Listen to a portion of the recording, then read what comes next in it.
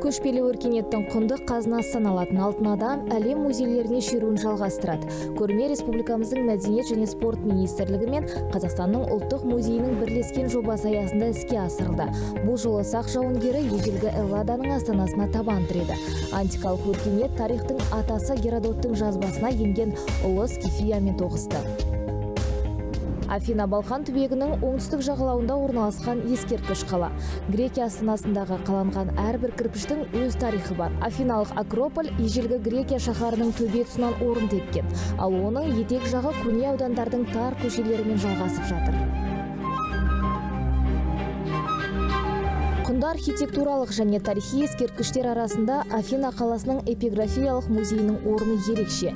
Бүгінгі күні әлемдегі жалғыз эпиграфиялық жазу топтамасы осы жерде сақталған. Оның мұнда тұрғанына 30 жылдан асты. 13 мыңнан асатын көне жазулардың арасына ендігі кезекте алтын адам да қойылмақ. Бір айға жалғасатын көрмеде грек жұртшылығы ұлы даланың мұрасымен танысатын болады. На выставке «Великая степь. История и культура в Греции» представлено в целом 240... Ұлы дала мұрасы тарих пен мәдениет көрмесіне Қазақстан Республикасының ұлттық музей қорынан бас аяғы 245 экспонат әкелінді. 1969 жылы атақты археолог Кемал Ақышевтың зерттеуімен Алматы қаласының маңындағы Есік елді мекенінен табылған сақ жауынгері бұл шараның басты экспонат саналады. Оның жанынан 4 мыңнан аса алтын әшекейлер қазып алынған болады. Міне солардың бір бөлігі бүгінгі көрмеге қойылды. Көрмедегі керемет жәдігерлердің бірі мұна күміс тостаған. Бұл алтын адамның бас жағынан табылды. Онда 26 белгі бейнеленген. Ғалымдар күні бүгінге дейін бұл жазудың не білдіретінін зерттеу үстінде. Пайымдар өте көп. Олардың 25-тен аса нұсқасы бар. Где-то более 25 версий. Әйгілі сақ жауынгерінен бөлек Қазақстанның ежелгі және орта ғасырлық мәдениетіне негізделген көрмеде археологиялық жәдігерлер, аң стиліндегі бұйымдар, тұмар ретінде жасалған күміс әшекейлер, көшпенділердің тұрмыс тіршілігіне қажетті заттар бар. Сонымен қатар кейбір экспонаттар ұлы даланың өзге де өркениеттермен сабақтас болғандығын дәлелдейді. Қазақстандағы ерте темір дәуірі, яғни осыдан біздің жыл санауымызға дейінгі 2,5 мың жыл бұрын Қазақстанмен, яғни сарматтар, савраматтар, сақтармен, яғни азиялық скифтердің ежелгі Грекия мен Грециямен кемерліктер арқылы байланысын көрсететін бізде ерекше жәдігер бар бұл жерде.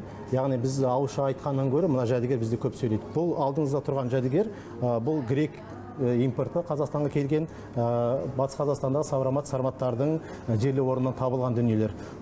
100% осы жақтың дүниесі. Мына сатира құдайының бұл біздің сармат көшпелілері бұны жылқы әбзеліне пайдаланған, және де мына бір тұрған ритон. Көрменің ашылу салтанатында өткізілген баспасөз конференциясына келген жергілікті бұқаралық ақпарат құралдары көшпелі халықтың өркениетіне ерекше қызығушылық танытты. Әйгілі археолог Зейнолла Самашев Грекияның ғалымдары мен тұрғындарының назарына ежелгі сақтардың Қазақстандағы мәдени кешені дәрісін оқыды. Дәлірек айтқанда, көшпелі жұрттың тұрмыс тіршілігін және олардың өзге халықтармен байланысын баяндады. Здесь с нашей культурой знакомы только в основном. Бұл жақта біздің мәдениетпен тек ғалымдар және ғылыми қызметкерлер ғана таныс. Қалың қауым біздің ежелгі және орта ғасырлық мәдениетіміз туралы көп біле бермейді. Сондықтан да бұл көрменің мақсаты жалпы жұртты біздің ата-бабаларымыздың мәдени жетістіктерімен таныстыру. Біз әрдайым тарихи жәдігерлердің арасынан қандайда бір өзара байланысты, ұқсастықты, айырмашылықты іздеуге құштармыз. Экспонаттар өз орындарына қойылды. Келушілер назарына ежелгі дәуірдің көрінісі ұсынылды. Алтындар жан-жақтан көз жауын алады. Ал ортадағы салтанатты киіммен тұрған сақ жауынгері көрмеде ерекше төбе көрсетіп тұр.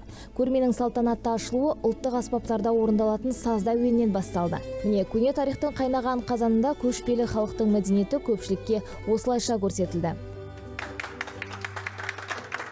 Казахстан не просто одна страна. Казахстан представитель целой цивилизации, степной цивилизации. Қазақстан жай ғана мемлекет емес, ол ұлы дала өркениетінің өкілі. Грекия еуропалық өркениеттің елшісі. Себебі көптеген ғылымдар мен демократиялар дәл осы жерде пайда болған.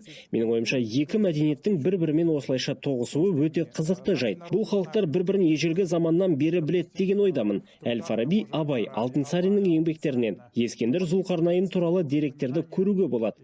Мұнда Сонда Грекияда Алтын Орда, Әл-Фараби жайлы білетіндер баршылық. Сондықтан да бұл бұқара жұртшылыққа, ғалымдарға, тарихшыларға және жоғары оқу орындарының оқытушыларына осы екі мәдениетті тереңірек зерттеуге мүмкіндік беретін керемет көрме. Эти две цивилизации, эти две культуры было бы, конечно, большим таким делом. Ұлы даланың мұрасы Грекия тұрғындарын тамсандырды. Келушілер ежелгі зергерлердің қолдан жасалған жұмыстарына ерекше қызығушылық танытып, аң стилінің ою өрнектеріне ұзағырақ үңілді. Көрмедегі Ботай мәдениетінің экспонаттарына тиесілі күміс әшекейлердің кескіндері де бірден көзге түсті. Мұның барлығы көшпенділер өркениетінің шеберлігін аңғартады. Афины всю жизнь было эталоном искусства. Афина әрдайым өнердің үлгісі саналатын. Сондықтан да біз бұл жаққа алтын адамды әкелген кезімізде гректер эллиндік мәдениеттің жанданған кезеңінде сақ өнерінің де қатарлас дамығанына таң қалды. Алайда сақтар оны өнер деп санаған жоқ. Бұл жауынгердің сауыт сайманы болды. Приложение к воинским доспехам. Қазақстандық көрмедегі экспонаттардың арасына көшпенділердің жасаған заттарынан бөлек ежелгі грек мифологиясына тән бұйымдар да қойылған. Мы сюда привезли несколько экспонатов